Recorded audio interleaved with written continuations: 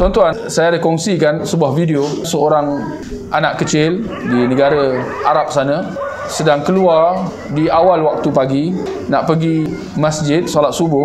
Tak semena-mena dia diserang 3 ekor anjing. Menariknya, apabila budak tu berpaling untuk berlari, tak semena-mena dia mengucapkan 2 kalimah syahadah.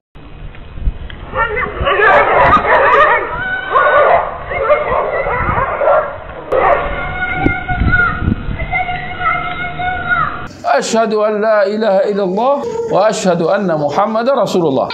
Tambah menarik lagi, apabila dia mengucap 2 kalimah syahadah itu, anjing tu berhenti membiarkan dia. Jadi kesudahannya terselamatlah anak kecil itu daripada diserang, dicederakan dan sebagainya.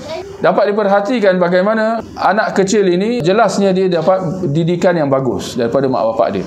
Apabila dalam keadaan bahaya dan cemas, dia bukan berteriak mak, bapa, atuk, nenek, tolong, tak. Tetapi dia mengucapkan 2 kalimah syahadah. Ini kalimah agung, kalimah ikhlas, kalimah taqwa, kalimah tauhid. Dia budak kecil. Saya mengandaikan mungkin umur dia 5-6 tahun. Atau mungkin 7 tahun, tak lebih 10 tahun lah.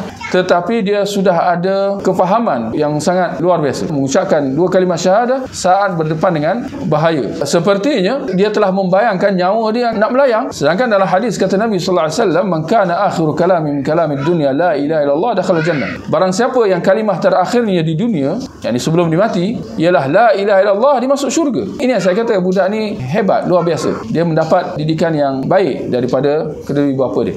Jadi pengajaran di sini ialah tentang pentingnya kita ajarkan perkara-perkara ini. Ajarkan anak kita mengucapkan 2 kalimah syahadah. Perkataan yang tiada tolok bandingnya. Berbanding kalau lumrah, kalau orang-orang disergah oleh anjing, macam-macam maki hamun barangkali, segala haiwan di hutan akan keluar di mulutnya yang tak ada kaitan. Sedangkan yang kejar dia anjing, tapi yang keluarnya apa? Khinzir, entah apa benda, tak guna, mungkin kata-kata lucah, kata-kata kesat. Ini semua tidak wajar.